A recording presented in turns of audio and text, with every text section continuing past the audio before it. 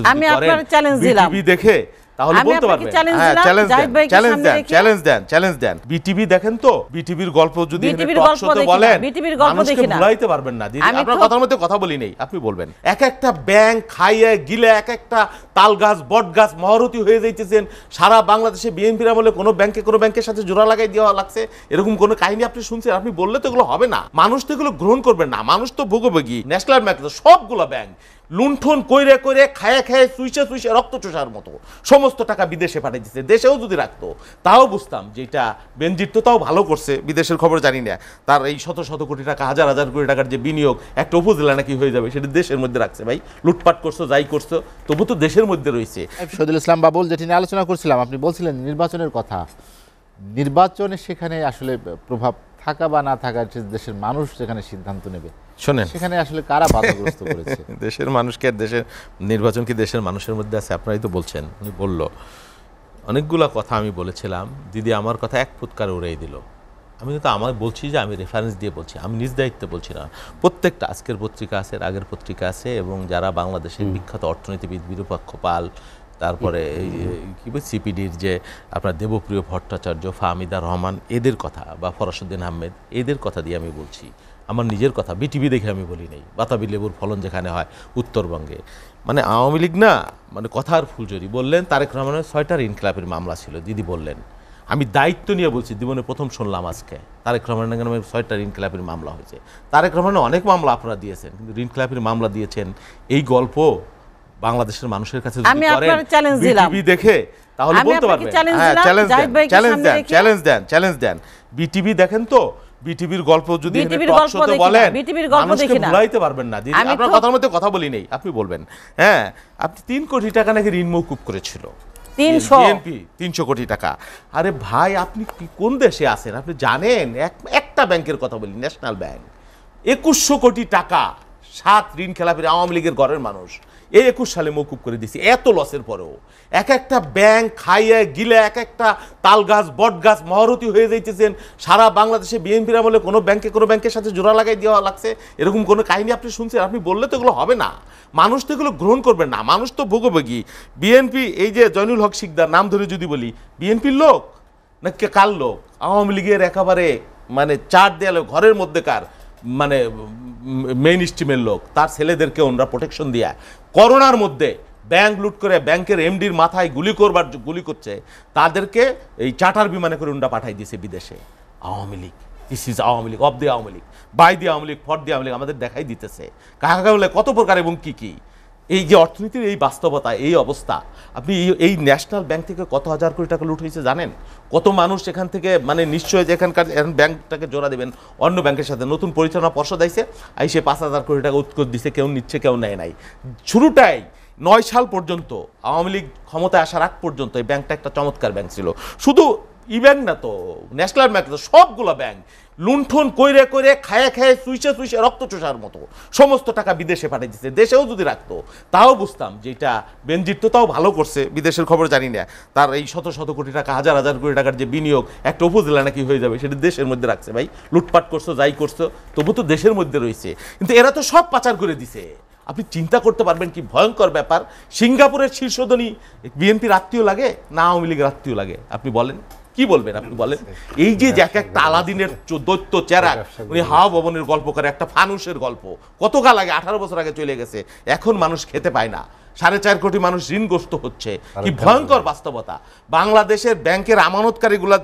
প্রত্যেক দিন মূল্যস্ফীতি কি ভয়ঙ্কর আপনি ভারতের দেখেন ওই যে ওনাদের বন্ধু রাষ্ট্র স্ত্রী রাষ্ট্র না স্বামী রাষ্ট্র আমি জানি না ওনাদের বয়ানে তাদের মূল্যস্ফীতি 4.8 ভাগ ফেব্রুয়ারি পর্যন্ত তাদের রিজার্ভ হলো $640 বিলিয়ন তাদের অর্থনীতি আর আমাদের অর্থনীতি তো 7-8 গুণ বড় আমাদের চাইতে সে অনুযায়ী আমাদের রিজার্ভ থাকবার কথা $80 থেকে $90 বিলিয়ন কয় ডলার আছে আপনি বলেন কখনো শুনি $14 বিলিয়ন এই যে উনি বললো পিটার হাস গেছে বাংলাদেশ ব্যাংকের ভিতরে কি হয়েছে কি ভয়ঙ্কর ব্যাপার অর্থনীতিবিদরা বলছেন গবেষণা বলছে যে এখানে যদি খবর পাওয়া যায় তাহলে কি হয়ে যাব বিএনপি ক্ষমতা নাই 17 বছর ওই 18 বছর আগে আপনি জিয়াউর রহমানের পিন্ডি চটকাবেন বিএনপি আওয়ামী লীগ যখন এই 20 সালে আওয়ামী লীগ যখন ক্ষমতা গ্রহণ করে 10 সালে 22,000 কোটি টাকা খেলাপি ঋণ ছিল এখন সেটা 1.5 লক্ষ কোটি টাকা পৌঁছে গেছে বিএনপি করেছে?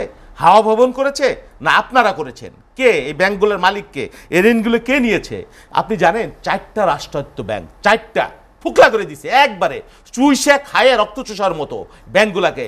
জনতা ব্যাংক, অগ্রণী ব্যাংক, সোনালী ব্যাংক, রূপালী ব্যাংক। তথ্যের ভিত্তিতে বলছে, এই যে বণিক বাত্রা রিপোর্ট, যে 4টে রাষ্ট্রায়ত্ত ব্যাংকে 60,000 কোটি টাকা খেলাপি ঋণ, বিএনপি খেলাপি ঋণ গল্প নিয়ে আসছে। আওয়ামী লীগ যখন বললাম ক্ষমতা গ্রহণ করছে, তখন খেলাপি ঋণ ছিল মাত্র 22,000 কোটি টাকা, যখন অল ইলেভেনের পরে। তার আগে বিএনপি 5 বছর ছিল। দিদি গল্প করলো, বললাম না যে গল্প আর কি বলে বিটিভির গল্প আর বাস্তবতা এক জিনিস না। উনি বলতেছে যে কি বিএনপি না, ইসলামী ব্যাংকগুলোর সম্পদ কমেছে 13,000। একটা ব্যাংকের দেখেন এই যে তথ্য, বিএনপির আমলে নাকি ঋণ খেলাপি হয়েছে, এটা হয়েছে, ওইটা হয়েছে। আরে ভাই, বিএনপির আমলে একটা ব্যাংক, আমি তো বললাম শেয়ার মার্কেটের কথা, শুনেছেন আপনি শেয়ার মার্কেটের এই গল্প? একটা ব্যাংক, ইসলামী ব্যাংকের 13,000 কোটি টাকা সম্পদ কমেছে একটা ব্যাংক থেকে। কে চুরি করেছে, কে নিয়েছে, কে বিদেশে পাচার করেছে আপনারা জানেন না? দুদক কি করে? এগুলো রাষ্ট্রীয়ভাবে প্রোটেকশন দেওয়া হয়, আওয়ামী লীগ প্রোটেকশন দেয়। আপনি হাওয়া ভবনের গল্প, আপনার ঘরে ঘরে 1 কোটি টাকা, 2 কোটি টাকা, 3 কোটি টাকা তো পিনাট। এখন আওয়ামী লীগের পাতি নেতা, মফস্বলের নেতা, তার ঘরে খাটের তলে আপনি খুঁজে পাবেন কোটি কোটি টাকা। এগুলো আপনি কি বলবেন? আপনি বলেন এমপি একজন হয়, তার 2100 গুণ সম্পদ বেড়ে যায়। এক নারী নেত্রী বেড়েছে 3300 গুণ। কি কোন দেশে আপনি আছেন? আপনি চিন্তা করতে পারবেন? এমপি হইলেই, একটু নেতা হইলেই, একটু পাতি হইলেই ফুইলা ফেপে যা 5 লাখ টাকা, তার 500 কোটি টাকা, 5,000 কোটি টাকা বিলেতে সম্পদ। বেগমপাড়ার কথা আপনি আগে শুনেছেন? আপনি বলেন, আপনি বিলেতে এই যে একজন মন্ত্রী, এখনো তারে আবার সংসদীয় কমিটির সভাপতি রাখছে, এখনো তার এটা তদন্ত দুদক চিনে না, বুঝে না। তাদের কি মানে একটা আছে, কারো কারো যারা চিনে তারা সাদা সার্টিফিকেট দেওয়ার জন্য। দুদক খুঁজে খালেদা জিয়াকে, দুদক খুঁজে প্রফেসর ইউনিসকে। খালেদা জিয়ার আওয়ামী লীগ কত নিষ্ঠুরভাবে বলে, এটা আদালত মানত, যে খালেদা জিয়া এতিমের টাকা মেরে খেয়েছেন, অথচ টাকার জায়গায় টাকা আছে। আদালত বলেছে এটা প্রসেসিং, এক ব্যাংকের টাকা অন্য ব্যাংকে ছিল, সেই টাকা এখন 2 গুণ 3 গুণ হয়েছে। তারপরে নিষ্ঠুরভাবে বলে খালেদা জিয়া এতিমের টাকা মেরেছে। দুদক তার পিছনে লেলাই দেয়, তার 10 বছর সাদাকে 7 বছর সাদাকে 10 বছর করে দেয়। এই হলো আওয়ামী লীগের সাথে। প্রত্যেকটা প্রতিষ্ঠানকে এমনভাবে শেষ করেছে আওয়ামী লীগ, এর জন্য যুগে যুগে কালে কালে আওয়ামী লীগকে এর জন্য জবাবদিহি করতে হবে। শোনেন, ওবায়দুল কাদের, আপনি বলতেছিলেন বিদেশিদের প্রভাবের কথা। ওবায়দুল কাদের সাহেব আওয়ামী লীগের সেক্রেটারি জেনারেল, উনি নিজে কবুল করেছেন ভারত পাশে না থাকলে নির্বাচন করতে পারতো না সরকার। আবার বলেছেন নির্বাচনের সময় ভারত পাশে দাঁড়িয়েছিল, স্বীকার করতেই হবে। ওই যে ওনাদের জাতীয় পার্টি, আমি ওনার সভাপতি, উনি বলেছেন যে 3টি বিদেশি শক্তি নির্বাচনে হস্তক্ষেপ করেছে। এখন আপনি যদি বলেন বিএনপি 17 বছর আগে কি ডোনাল্ড লু কি এগুলো বিএনপির একজন লোক বলেছে কখনো যে ডোনাল্ড লু বিএনপিকে এখানে এসে হেল্প করবার জন্য আসছে, আমেরিকা ক্ষমতায় আমাকে বসাই দাও, তোমাদের ভিক্ষা চাই আরেকবার ক্ষমতা, বলেছে? বলেছে? আওয়ামী লীগ গল্পে কথাই পারবেন না, কথার ফুলঝুরি, মিথ্যা সত্য। আর আমি যেটা বলেছি তথ্য দিয়ে, দায়িত্ব নিয়ে।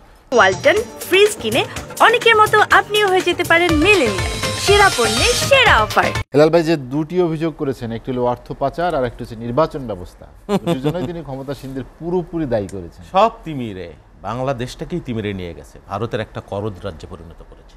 নত জানো পররাষ্ট্রনীতি, ওই যে বলে না ক্ষমতাই তো রাখছি, আর আবার কি চাও। তিস্তা নিয়ে যে কাহিনী হচ্ছে, যাই হচ্ছে, দিদি অনেকগুলো কথা বললো, কি বলবো বলেন? আমি শুনে হাসি, আখি জলে ভাসি, এই ছিল মোর ঘটে। তুমি মহারাজ সাধু হলে আজ আমি আজ চোর বটে। 18 বছর আগে বিএনপির দুর্নীতি খুঁজে, ওই যে গ্রামে বলে সুস আছে না, সুস ঝাঁঝরকে বলে যে তোমার পিছনে অনেক ছিদ্র। কি বলবেন? আওয়ামী লীগ এই কথা বলে। একটা একটা করে একটু বলি যদি সুযোগ দেন।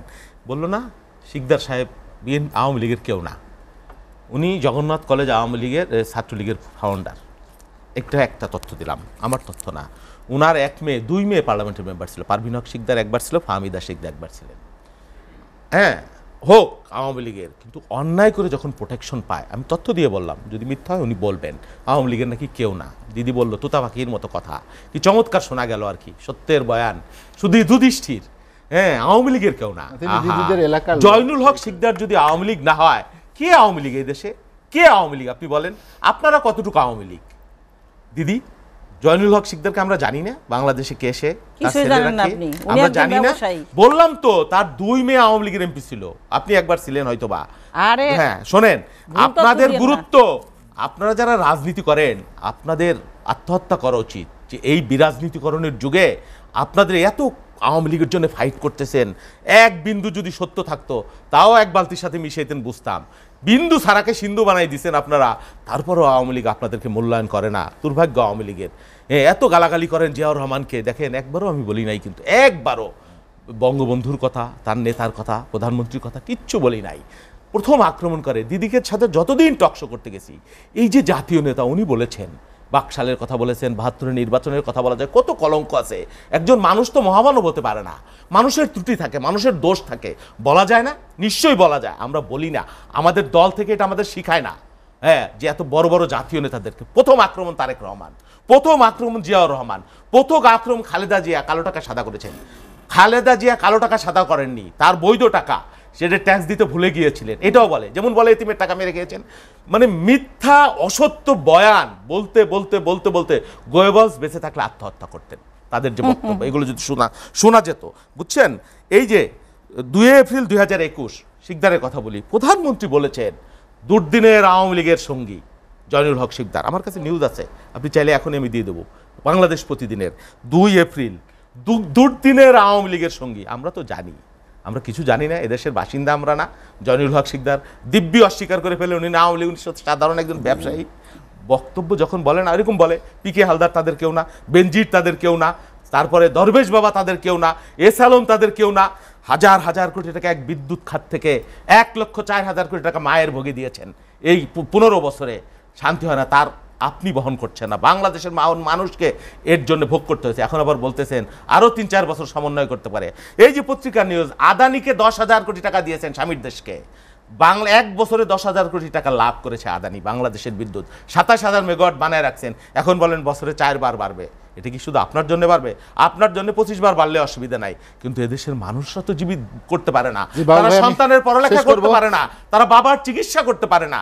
সম্পদ বেড়েছে আপনাদের, বাংলাদেশের মানুষের না। অলিগার তৈরি করেছেন আপনারা, লুণ্ঠন করেছেন আপনারা। ইসলাম বাবুল, আপনাকে অসংখ্য ধন্যবাদ।